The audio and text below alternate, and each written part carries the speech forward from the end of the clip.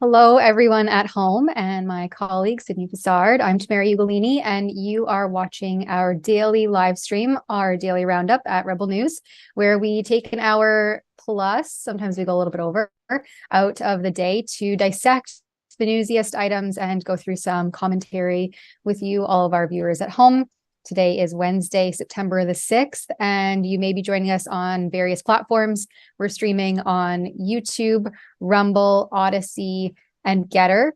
We may get into some COVID nitty-gritty towards the end of the show when we discuss the World Health Organization's Director General, Tedros Ghebreyesus, and his recent comments. So, because YouTube is a highly censorious platform, and basically anything that you say that may contradict what the consensus or mainstream media narrative may be goes against their community standards, we won't be able to feature some of our actual thoughts on that platform towards the end of the show. So I suppose, Sid, we'll kind of see how it goes and to make that call as we get into the weeds of COVID hysteria, and decide if we should get off of YouTube where we can speak a little bit more freely, at which time we will I'll transition over to those other streaming platforms, primarily Rumble, because on Rumble, you can comment or engage with us directly through a Rumble rant.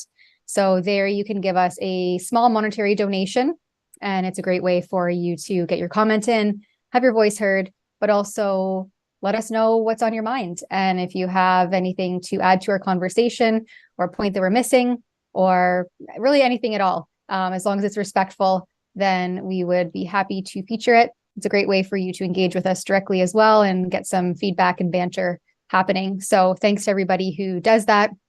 And we look forward to hearing from you. So please don't shy away from using that platform to get your voice heard.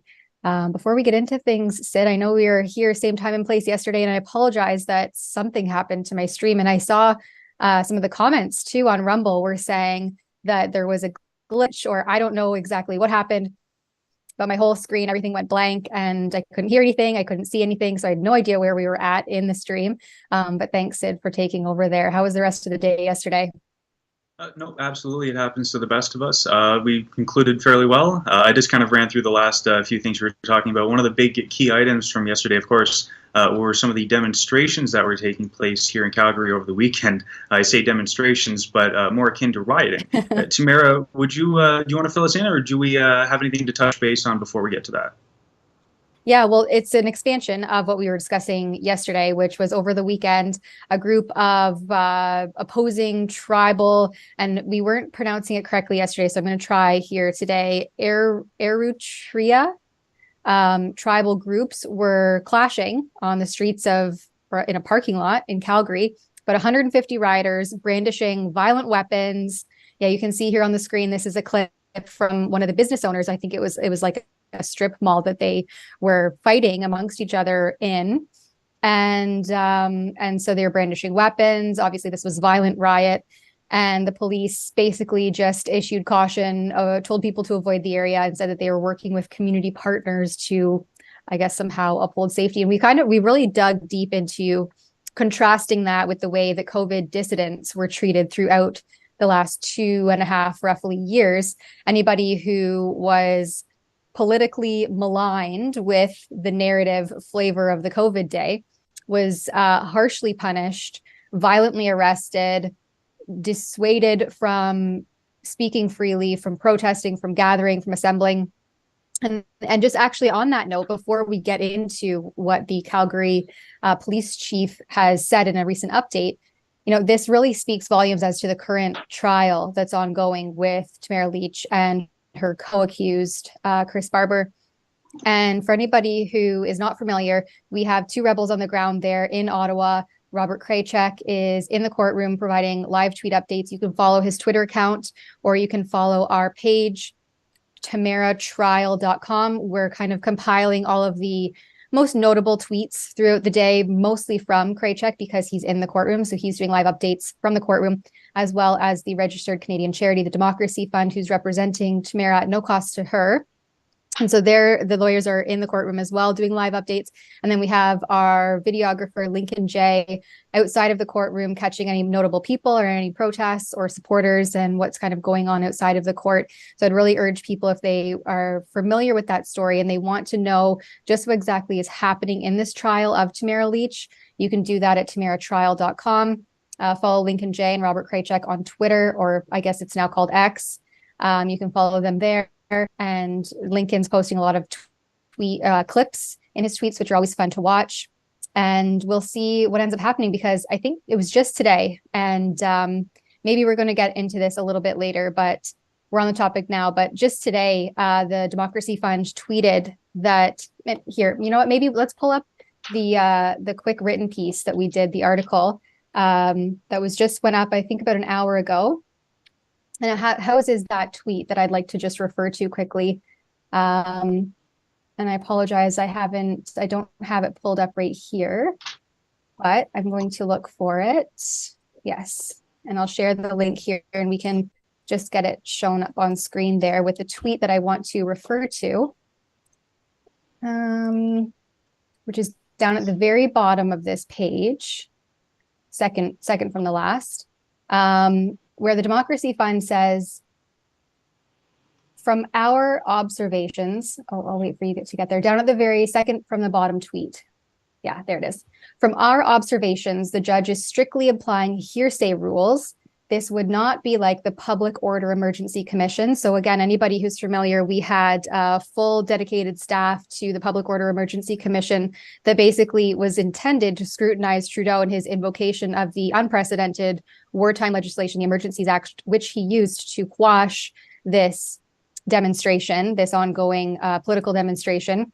And instead of scrutinizing Trudeau's use of that piece of legislation, they basically put the convoy, quote unquote, organizers or participants on trial and used a lot of hearsay from witnesses, not even direct witnesses, but people kind of low information, people from Ottawa, the Ottawa residents who presented a lot of hearsay testimony of accounts and things that they didn't directly witness themselves. And the hearing, I forget what he was called, the commissioner, he basically allowed this and took it verbatim, what they were saying, as accurate and true. So in this particular trial, it is being conducted as, you know, a real trial. And so the Democracy Fund is saying here, unlike the Public Order Emergency Commission, where we heard testimony about assaults that the witnesses did not actually observe, the judge in this particular case with Tamara Leach and Chris Barber, the judge is strictly applying hearsay rules. So I think that's really important to note.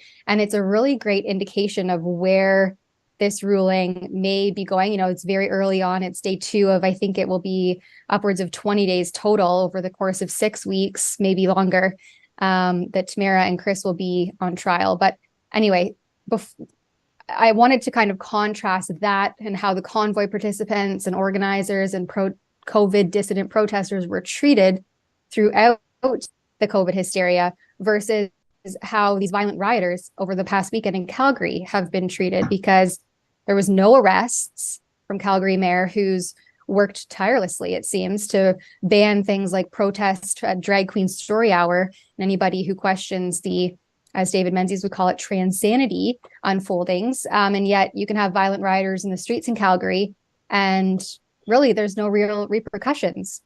So with all of that said, Sid, should we show this video then of the Calgary police chief, and then we'll get into some more commentary on that? Absolutely. All right, let's roll it.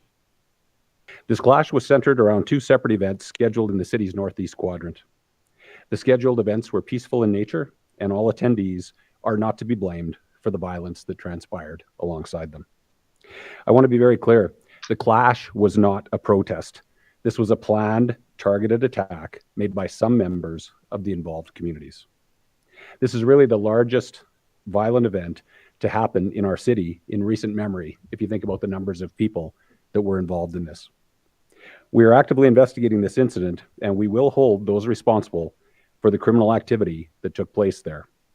It could be characterized as a riot, but at the end of the day, I think it's fine just to say that it was a senseless violence that was sort of planned and premeditated. I think the underlying issues that sort of, you know, drive this are very complicated. And there's very strong feelings on both sides of it, as you might expect. But at the end of the day, we're not policing ideologies. We don't get on one side or the other of this. This is around behavior for us. And so the behavior that we see in the videos and in the reporting of this is the very same behavior that we've seen in other cities, and it's not okay. And it's not okay in our city. I would have been very happy to see arrests made at the scene. I think there's a real deterrent effect to that, but I understand and support the decisions that were made around the priorities that were set and executed, and so that's fair enough. We'll deal with it after the fact. No, I don't think you'll see it that quickly. We put together a task group today, an investigative group that will go after all of the offenses in relation to this. So again, I think it's really important that we demonstrate that this is not okay in our city, and that the individuals who committed criminal offenses there in the parking lot be held to account for that. Well, I think with respect to the violence, like when we're talking about bringing, you know, rocks and bricks and that type of thing and throwing them at other people and putting them in the hospital, I think there should be some serious repercussions for that. This is not something we can condone in our city, and the people that were involved in the worst of that should feel the wrath. You know, dealing with violence after the fact, right? He says there that we'll deal with it after the fact. That just doesn't make any sense to me. What about you, Sid? Well, I can understand in the sense, you know, perhaps they weren't expecting this to be a 150-person brawl, and to bring enforcement into a crowd like that could have some serious complications for police that are involved. So I can understand them maybe wanting to take a step back from the situation to assess, observe, and of course, go after them later on. However, if you're not going to be taking action in the moment in situations like this, where, as he says, it could be characterized as a riot, yet, in the other hand, what did we see? Again, during the Freedom Convoy and the Freedom Protest, demonstrations, we saw the heavy hand of enforcement when perhaps it was less needed, especially less needed than situations like this. We saw arrests. We saw, like, for instance, the fist bump that one of the officers engaged in, I guess you could say, with one of the demonstrators over the weekend at this riot. You had officers getting punished for shaking hands of freedom demonstrators. And yet here, this guy with the fist bump, is that officer going to get reprimanded or punished in any way? So I think, even though he does say he wants to, take a step back and doesn't want to police ideologies, their actions are, in a sense, still telling. It's so ironic that they don't want to police ideologies, and yet the police really do that when they uphold drag queen story hours at public libraries and prevent anyone who's protesting that ideology from doing so. They arrest the one side heavy-handedly, while the other side goes forward, pretty much unabated. It's funny because, well, we have a clip here that maybe we'll throw to as well, where police officers plot to arrest a peaceful demonstrator against Calgary's radical new anti-protesting bylaw. And just, again, I said it during the live stream yesterday, and I'll say it again, it's highlights really the hypocrisy of the bureaucracy. It's Pastor Derek Reimer. We saw Artur Pawlowski. I mean, the amount of political dissidents that were treated harshly cannot be forgotten and cannot go unnoticed. Let's hear, maybe we can just play this quick clip. So at least if we can get some vid with her on the property, if she takes off, then at least we can deal with it if we don't have anybody to grab her. Yeah. And somebody can always go snap her up later. Yeah. Just walk it to the end there in the black jacket. You just walk straight down here, straight here.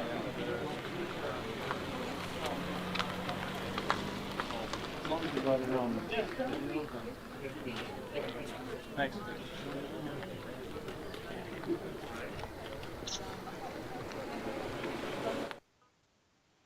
Yeah, so they're plotting there to arrest just a peaceful demonstrator who is there to simply have their voice be heard and be seen. And then, you can contrast that with the police chief saying, oh, well, we'll deal with these violent rioters after the fact. It's an unfair and unjust application of the law. And I think that more and more people are recognizing and realizing just how often this takes place. And that's not, it's largely due to the fact that we have independent media and independent journalists on the ground capturing these clips, capturing this footage, capturing these events where the mainstream media ignores or is silent, or even maybe in some instances complicit in. And so it really highlights the importance of independent media like Rebel News, like on the ground, boots on the ground journalists, because without them, we would have no idea that these things are happening. And so, it's a great opportunity to support the kind of work you want to see continue in the field of journalism, because without this, I don't even want to think about where the state of affairs in Canada would be, at least when you can see and contrast these kind of events happening in real time. You can attempt to get some form of accountability. And I think that being aware that this is happening is obviously the first step in that. And I think that the Calgary police are really seeing how much the public is in disagreement with the response, with the way that this was handled. And hopefully they'll uphold their own opinion, or their own saying there, not opinion, that they don't police ideologies. That should be first and foremost. We need a clear separation between politics, ideologies, and the police. And we've seen that line really blurred and muddied over the last few years. And I think it's time to get that clear, definitive difference back and reestablished. And so that is where I'm kind of hopeful here, where the Calgary police have a chance and opportunity to correct this. But dealing with it after the fact is I think, a bit of a slippery slope because there's no guarantee. Yeah, there's no guarantee. And as well, we do bring up the some of the trans protesting and stuff that's happened around the libraries here in Calgary, based around one of the bylaws, I believe it were, that Calgary Mayor Jody Gondek implemented, which basically made it illegal to protest a trans or a drag time story reading hour type event. If you were within 150 meters of that location, you would be arrested. And we've seen that taking place in Calgary, and it's the police that are doing this. And you're supposed to have a right to peacefully protest, peacefully assemble. And if you're not engaging with people that are literally 150 meters away with you, you're still not able to send that message. And yet here they are, the police, enforcing this, arresting people because of these political bylaws or laws that are being put in place. Yeah, absolutely. And I think that too, this restoration of law and order, and as leader of the opposition party would call it, also the bringing common sense back home, right? That's something that I think resonates really strongly with Canadians now, because they've seen the nonsensical hysteria, they've seen the knee-jerk reactions, they've seen the way that this culmination of events has affected their everyday lives. And I think as things become more uncomfortable in Canada, both financially and socio-politically, bringing common sense back home really resonates with people. And so just kind of leading into our next video here, we have a quick clip of Leader of the Opposition, Pierre Poilievre, calling out the Trudeau Liberals for their nonsensical knee-jerk carbon tax and bail reform, for leading to chaos in the streets of Canadian towns across the country, which we saw over the weekend in Calgary. Because after 8 years of Justin Trudeau, life costs more, work doesn't pay, housing costs have doubled. We see crime, chaos, drugs, and disorder in our streets. Jagmeet Singh and Justin Trudeau have a solution. They want a 61 cent a litre carbon tax that will make life even more expensive. They put $60 billion of new inflationary deficits that drive up interest rates and taxes. They've created tent cities in major towns and centers across every municipality. 1 in 5 Canadians now skipping meals. 1.5 million going to food banks because the Trudeau tax has driven up grocery bills so high. We see homelessness on the rise, hopelessness everywhere. Middle-class people who've always had homes and jobs now living in parking lots in places like Penticton and Kelowna, and even in all across Ontario, and in every region of the country, really. In fact, everything's broken after 8 years of Trudeau. But the good news is life was not like this before Justin Trudeau, and it won't be like this after he's gone. We're going to replace this costly coalition with a common-sense conservative government that stands squarely with the hardworking people, their paychecks, their homes, their communities, and their futures. Yeah, as I said, I think that those sentiments really resonate with Canadians who are struggling, and they see that the policies instituted by the Justin Trudeau Liberal Party, and many of them are knee-jerk, not well thought out, they don't have the infrastructure in place to make it a successful policy. And we're starting to see the fallout of those failed endeavors. And so when people hear, let's bring common sense back home, that gives people hope. And I think after the last 3 years, we really need to bring that home to Canadians. Canadians are yearning for that hope that it seems to be being brought back home by Pierre Poilievre. Not that I'm, an uncritical fan, but what we have in place right now is clearly not working and needs immediate reform. No, to say the least. I mean, especially how many years now has it been of the Trudeau government? And every year things get worse. Just look at the pricing for housing. Well, I'm sure the moment Pierre gets elected, we're going to see some positive change on that. Not because he's a genius or whatnot, which, I'm not saying he isn't. However, Trudeau's opened the door in so many different ways for us to improve this country in the snap of a finger. And Pierre could do it as soon as he steps into office, but it wouldn't be a matter of him implementing new law. It would just be a matter of him getting rid of a lot of the policies that Trudeau's implemented. And one can hope a lot of that will take place. We're seeing, censorship bills. We're seeing bills, of course, that are providing, or laws that are providing easy drug access. Our country is very rapidly decaying under Trudeau's leadership. And I think the moment we can switch him out with somebody who's got a decent ability to command the economy in some sense, that'll be a good change for us. Yeah, absolutely. Somebody without, who has, I think he mentioned before that he has a mental disorder, an inability, like as it pertains to math specifically. So it's not really surprising when someone who says budgets balance themselves and they have a disability when it comes to adding and subtracting numbers, that they would have our country in record inflation, unabated interest rate hikes, et cetera, et cetera, et cetera. We also have a little bit of a breaking story here to bring you from the Calgary Police Services in regards to that riot that we were chatting about that saw about 150 aggressive, opposing tribal warfare happening downtown Calgary. Charges were laid. So the Calgary Police Service just tweeted about 10 minutes, not even 10 minutes ago.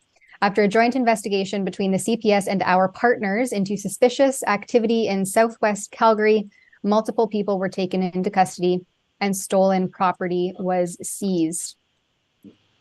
Was this oh, sorry, this is not in relation to well, they're taking action on other fronts. Violent riots. Yeah. But where are the charges? Where are the charges for the other demonstration? 3 months after the fact, they decide to, have an ongoing investigation. Anyway, sorry, we thought that was in relation to the Eritrea riots that took place over the weekend, but in fact, it was not. But hey, looks like the Calgary police are busy, at least cracking down on crime 3 months after the fact. So maybe in 3 months, we will see some of these rioters brought to justice. Yeah, one can hope, but it'll probably at least take a while for any news to break on that front. Once it's gone from the headwaves, maybe they'll say something. Yeah, absolutely. Well, let's go to a quick ad break. And I know we discussed Tamara Leach's trial a little bit at the beginning, but we're going to come back and feature some more quick clips from today's event. So stay tuned. Do you want to start feeling like your pre-COVID self again? You're not alone. The wellness company Spike Support Formula is an all-natural supplement to help people do just that. It was created by cardiologist Peter McCullough and his expert team of doctors to help the people experiencing effects from COVID and the you-know-what. Go to twccanada.health/rebel today. Justin Trudeau's new censorship law, Bill C-18, it's a shakedown and a desperate attempt to keep the mainstream media afloat. Many have already lost their ability to access our Facebook and Instagram pages. The blackout will soon affect every user in Canada. We've partnered with Private Internet Access, a VPN provider dedicated to safeguarding digital privacy. For just $2 a month, you can maintain your access to our content across all your devices at piavpn.com/rebelnews.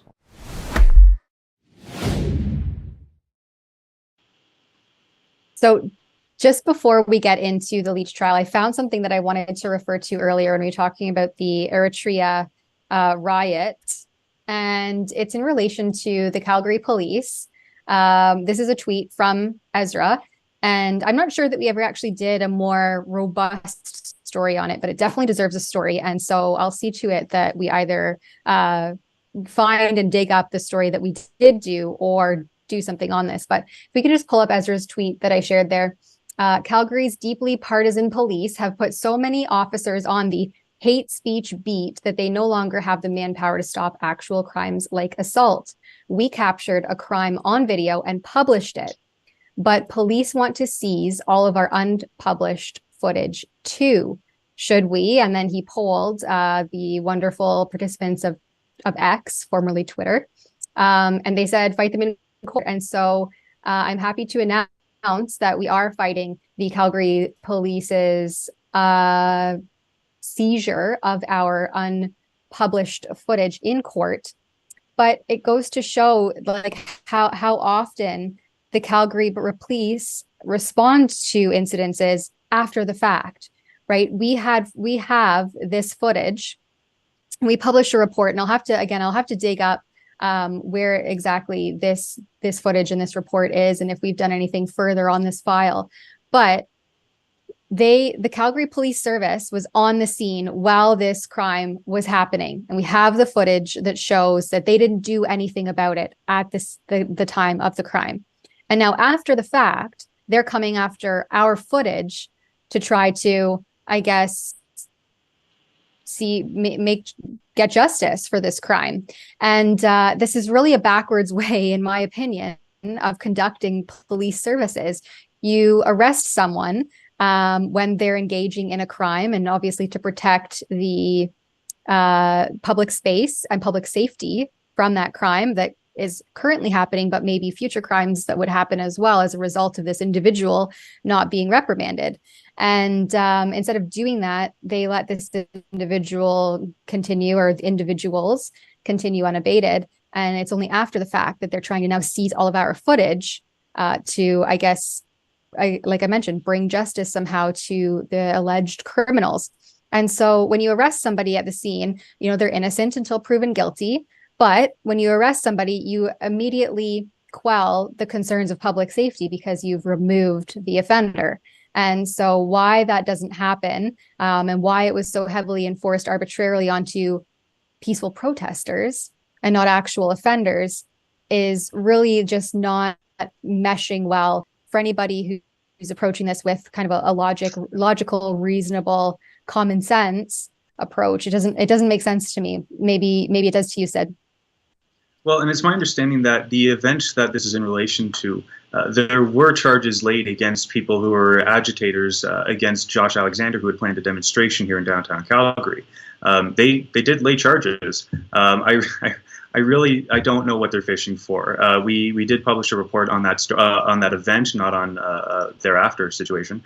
But we published everything that happened. We show people what's really going on. We don't hide back footage. We don't tell our story in an exclusive way to hide other relevant materials. We tell the story as it is, the other side of the story that you don't see. And I guess they don't like that. They want to see, the extra seconds we have of the sidewalk. I'm really curious as to what they think they're going to get. And I think it's kind of funny that they are pursuing it, but needless to say, we, as you saw that tweet from Ezra, there's the potential to end the actions to fight them in court. Mm-hmm. Yeah, we are. And we have a court date. So anyway, we're going to have to do more on that file just to follow up. But we have a Rumble rant here from Fraser McBurney. Thanks so much, Fraser. Why do we let these rioters into Canada, send them back to where they came from? Well, I mean, Justin Trudeau's policy is diversity is our strength. And I'm all for legal migrants coming into our country and making it a better place to live, bringing skill sets to our country and developing it and making it a better place to live and grow and be an economic strength. But we're seeing more and more that may not actually be the case. We know that there is extensive illegal border crossings at places like Roxham Road and other unsecured areas all across the border. So how many of these individuals are legal migrants versus illegal aliens? We're not really sure. But yeah, obviously the unabated immigration policies and targets need to be more heavily scrutinized and addressed, is my opinion, because we don't have the infrastructure to accommodate this many individuals. I think it's nearly 1.5 million people over the next 2.5 years that will come into Canada, and the vast majority of them will funnel into Ontario and Toronto specifically. And there's just nowhere for them to go. We already have a housing crisis. There's a cost of living inflation crisis. Everyday Canadians can't get homes or places to live. And so that is only going to compound and exacerbate that existing issue that Canadians just can't dig themselves out of the hole over.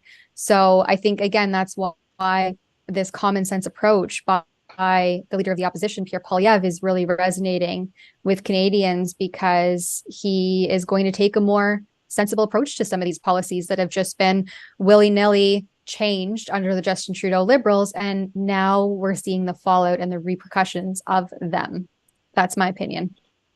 Yeah, no, I certainly agree with you. And as I mentioned previously, as the former housing minister, I almost guarantee, simply by the mess that Trudeau has created, that as soon as Pierre walks in, there's going to be hopefully a very easy cleanup of at least something, some action that can be taken to alleviate the financial burden that this is costing everyday Canadians.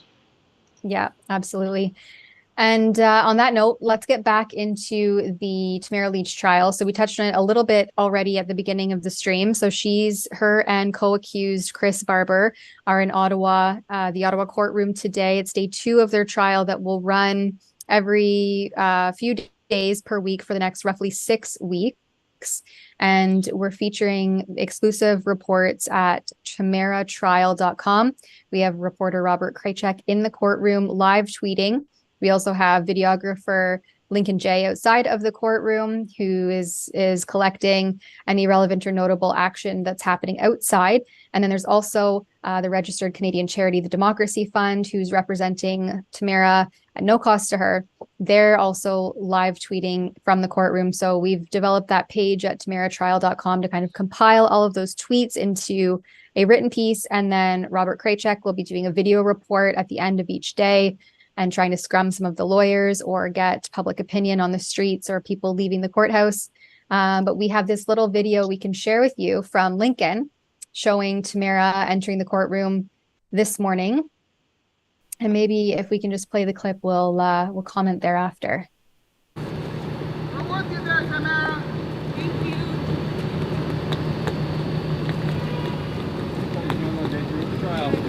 Good morning. How are you feeling today? How did you feel the day went by? No comment. Oh. Sorry. Jesus. Sorry. Yeah, I need someone behind me. Sorry, I tried to give you that. I'm not going to do it. Mr. Greenspan, what do you expect him today in court? Excuse me, guys. How are you doing today? Good morning. Did you get my pictures? I did. What do you think about them? I haven't even opened them yet. What's your take on the hearing today? No comment? No comment. We'll talk Good later. luck. Thank you, though. And good luck in today in court. Thank you. No sweat. People are rooting for you in Vancouver and places. Good morning.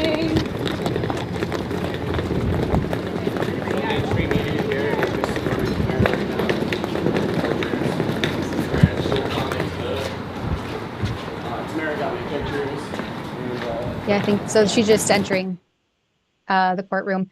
But I wanted to note here that she stops to pick up a bike that a cameraman knocked over. I mean, this just shows the kind of person that Tamara Lich is. She cares about her community. She has respect for people, for their belongings, for their items. And this looks like a homeless man's bike, and you have a bunch of people here, and everyday people would likely not pay this person any mind. And there's Tamara Lich, this, alleged to have obstructed police and committing mischief and counseling others to commit mischief. And she stops to pick up a homeless man's bike that a cameraman knocked over while they're trying to get comment from her as she enters the courtroom this morning. That actions speak louder than words to me. And that spoke volumes as to just the kind of caring, compassionate person that she really is. Well, and contrast that to the outlook that many in the mainstream media have, like these cameramen. And this is, I think, something paralleled in the work that they put out. It's indiscriminate. It's inhuman in a sense. He's just walking backwards. He just wants that shot. Doesn't matter that there's some homeless guy on a bicycle behind him. He'll step over and backwards if it takes getting the shot that he needs to have his job. It's a very, the mainstream media is cutthroat, and they're cutthroat with the way that they portray these stories. It's kind of nice, I guess you could say, to see that they are all actually present to report on this, whereas we know oftentimes they might just not tell or cover stories simply because it doesn't fit the MO that they're trying to achieve in the long run. Right. Yeah. They can't bite the hand that feeds. So they have to go and toe the line of the narrative and the consensus. I actually haven't seen any of the mainstream media reports out of the trial yet, other than the one from the National Post yesterday, where the headline was Lich and Barber will not be tried for their political opinions, said the Crown. So that was a really interesting unfolding. And again, you can watch our first day recap at tamaratrial.com. Robert Kraychuk had a great video, a couple notable speakers like Tom Marazzo, and he tried to scrum one of Greenspun, Leach's lawyer. And then before we continue on, we also have this clip from Lincoln J. And it's Chris Barber, the co-accused with Tamara Leach, who also entered the courtroom this morning. And we can just take a quick peek at that. What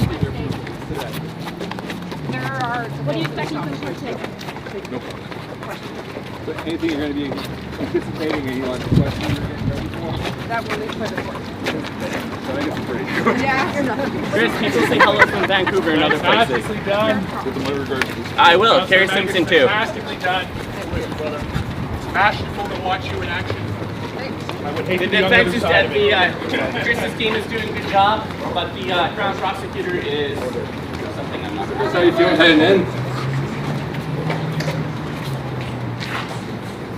Here's the door, Chris. Not as notable as Tamara Leach's entrance, picking up the bike of the knocked over bike of a homeless man. But there he is. And I'm not sure if we have any updates on the page here that we've compiled of the day 2. But something that I mentioned earlier in the stream, and in case anybody missed it, was the tweet from the Democracy Fund, who, as I mentioned, is representing Tamara Leach at no cost to her, where they state that the judge in this trial is strictly applying hearsay rules. This will not be like the Public Order Emergency Commission, where we heard testimony about assaults that the witness did not actually observe. And that's, in relation to the commissioner who conducted the Public Order Emergency Commission that was meant to scrutinize Trudeau and his invocation of the wartime legislation, the Emergencies Act.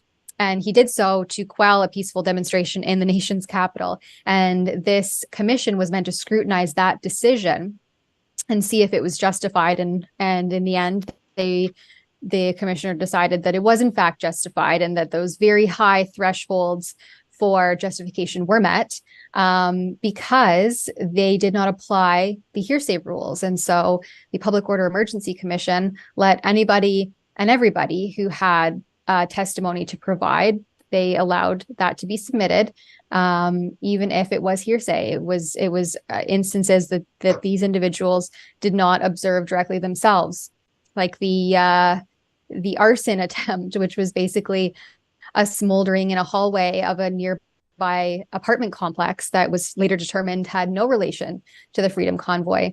Things like the flag being waved, the Nazi flag, and I think there was it the Confederate flag, or there was another flag, controversial flag that, it's like, where did these people come from? Nobody saw them the rest of the time during the commission.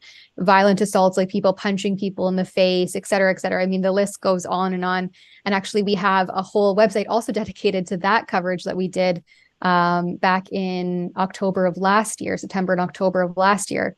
And it was commissionreports.com. So for anybody who's not familiar with that, I'd urge you to go there and check it out. But I think this is really great that the judge has decided not to hear any allegations and instead focus on the actual concrete evidence.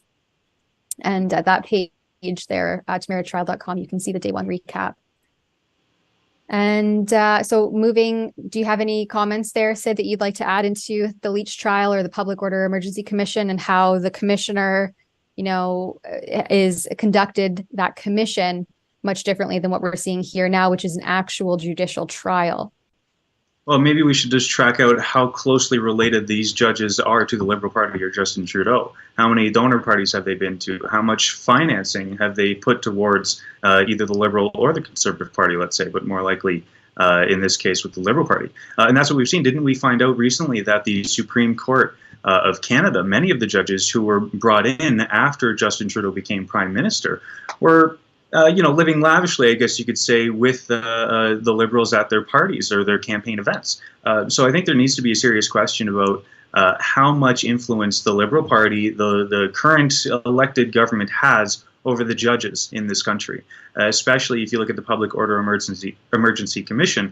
It is, of course, slightly different than your regular court proceedings. And one of the issues, aside from the bias that might be implemented by Justice Rouleau there, is all of the information. There's terabytes of information, to say the least, about this event. There's thousands and thousands of stories that need to be heard, and they had to have this done yesterday. Basically, there was not enough time to go through a proper analysis, or at the very least, there weren't enough people to adequately fulfill that process in a short order, which leaves a lot on the table and a lot of questions unanswered, I think. And I know recently, over the last week or so, there was the government put forward some kind of 6-month in recommendation or advising that they would need at least 6 more months or a full year to revisit any, I guess, legislative changes that might be needed to affect the Emergencies Act. But they just keep pushing the ball down the road, and there is no real accountability that we're actually seeing from the Emergencies Act or the Public Order Emergency Commission. Yeah, I'm hopeful that this is an impartial jurist. I think that the Crown is so used to seeing partial judges sitting up on the throne, to put it for lack of a better word. And so I think that what we'll see here is more of an impartial, neutral judge, which is great for fair and timely access to justice. So, as I mentioned earlier, it is only day 2 and there's a long road ahead. But already what I'm kind of seeing coming out of the courts and the live tweets and the way that the judge has conducted himself, I think that this is going to be a really interesting case to follow, and with actual neutrality and impartiality. We need to restore that again. I talked about the blurring of the lines between police and politics and ideologies, and the same needs to hold true for our law. We really need to ground those firm lines once again and stop blurring that line between political interference, the law, the police, so on and so forth. These are very separate entities of this and separate from the state, and they should harshly remain so.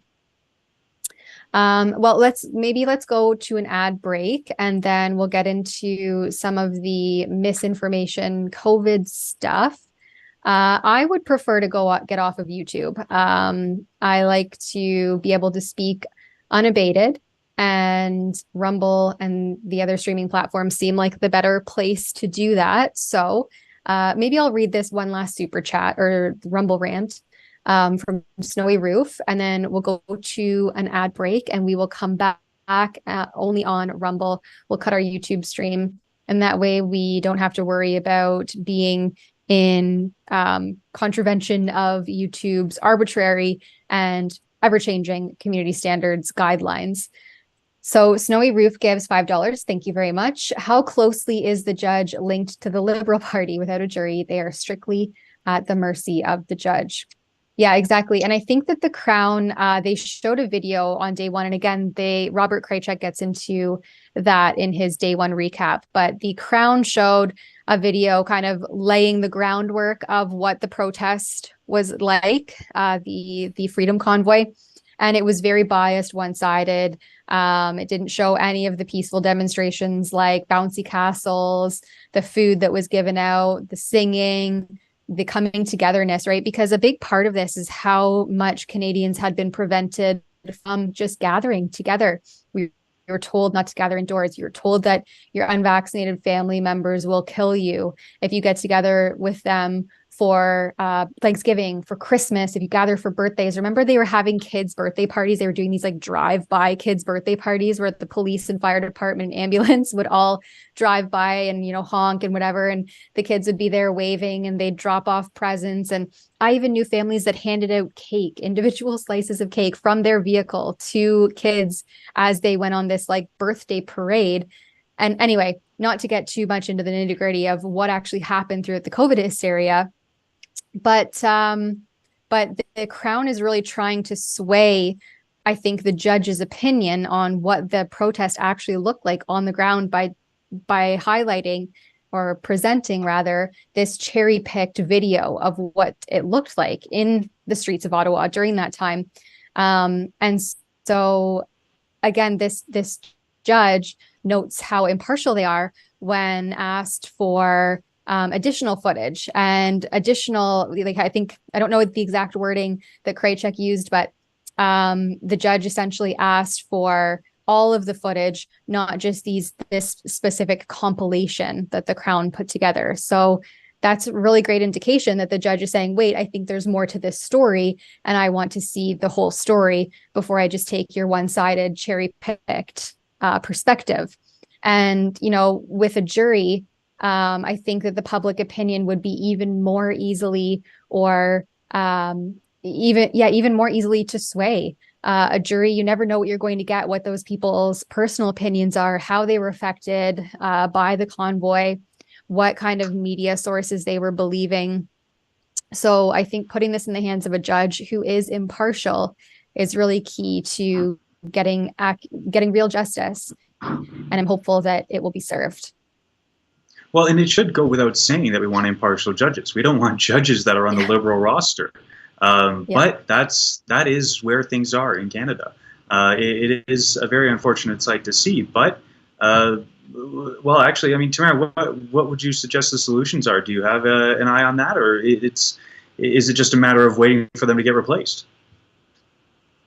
Yeah, I mean, like I said, getting that firm line between the judicial system, the political system, having, you know, restoring law and order without political interference. That used to be a cornerstone of having a free and democratic society, and having a society that upholds law and order. And we've seen this lawlessness and this arbitrary and unfair application of the law onto people throughout the COVID narrative. It's really highlighted gaps and discrepancies that we have existing in the system.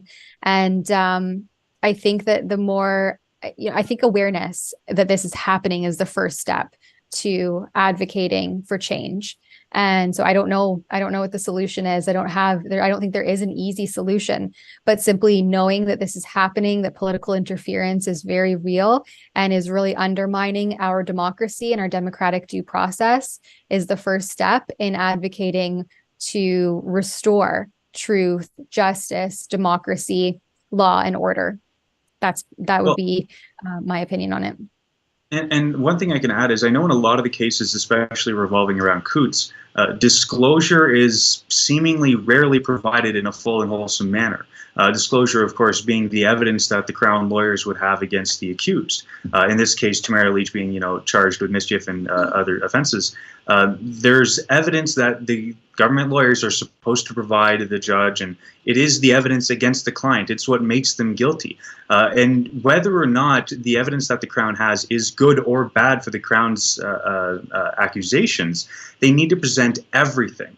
And this has been an issue with multiple court cases now, is they're simply not providing all the evidence that there is in the cases. I know we had a major victory with Chris Scott in the Whistle Stop Cafe here in Alberta, and this is a similar issue where they had continually failed to provide a full disclosure.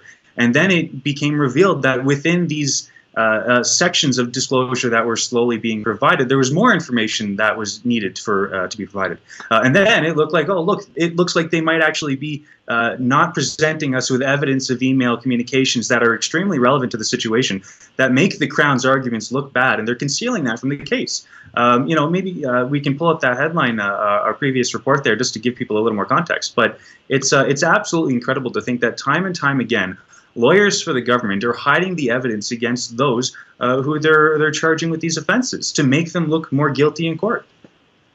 Yeah, it's literally, it's the exact same thing with Constable Helen Gruce from the Ottawa Police Services, who was actually removed from duty just during the Freedom Convoy unfolding in downtown Ottawa because of their vaccine mandate. She refused to disclose her private medical information to the Ottawa Police Services, but she had launched an investigation into the instances of sudden infant death that were proliferating the area within Ottawa throughout 2021 and into the first month of 2022. And she wanted to just really see and make sure, as a senior official within the child abuse and sexual assault units, the SACA unit, she just wanted to see if there was any missing pieces to the puzzle, because she was noticing a stark increase in sudden infant death in the area. And she had a vast array of experience and expertise in the field. And some of the newer police service members were being given these case files, and she was noticing that sometimes the questionnaire, so there's a SIDS questionnaire that you ask the families, and she was noticing that in some of the cases the SIDS questionnaires were not completed. And so she was just going back and checking to make sure that the police were doing their due diligence, that they were collecting all of the relevant information and conducting an investigation if it needed to be conducted. And anyway, her investigation was leaked to the media. It seemed to be really politically motivated, because one family member who was a senior Public Health Agency of Canada's daughter, who's also happened to be a lawyer, was involved in this leak and perhaps involved in one of these cases as well.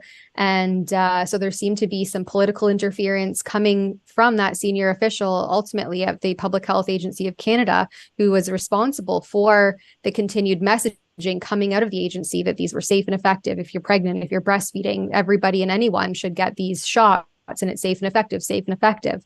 And anybody who questioned that narrative, especially if they were conducting an actual police investigation into whether or not these shots were actually safe and effective, and if they had any role to play in the sudden infant deaths seen throughout the Ottawa region in 2021 and into that early month of 2022, they couldn't have that. So they really seemed to utilize the media as a tool to make sure that someone like Helen Bruce was silenced and prevented from conducting her duties.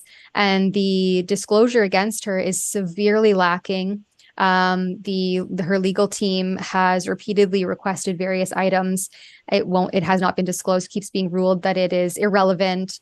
They want to cross-examine the mainstream media journalist from the CBC, Shalini, I think her name was, I can't remember her last name, or Shabini or something. Anyway, they won't approve their request to subpoena this journalist, and so on and so forth. But yeah, as like Sid, as you mentioned, there are so many instances where this is happening across the country legally, and it really gives me a restored confidence in the judicial system if Tamara Leach's judge is actually impartial, if they will be looking at the full scope of the evidence on both sides, instead of just taking one side's cherry-picked evidence verbatim and not questioning whether or not it gives and offers full insight and a full scope of the real unfolding. So as I said, it's day 2. I won't get too ahead of the game, but we'll see in the weeks to follow what happens. And we do have another Rumble rant from World's Worst Gamer. Thank you very much. Rebel News equals truth telling. Thanks for what you do. Well, and thank you for your support, because without the support of our donors and our contributors, we would not be able to bring you this work. So thank you for that. Okay, so let's go to, I don't even know if we have a time for an ad break. Yeah, I don't think we have time for an ad break, Sid. But let's get off of YouTube and we'll go on to Rumble to chat about this last topic, which is the World Health Organization's Director General, Tedros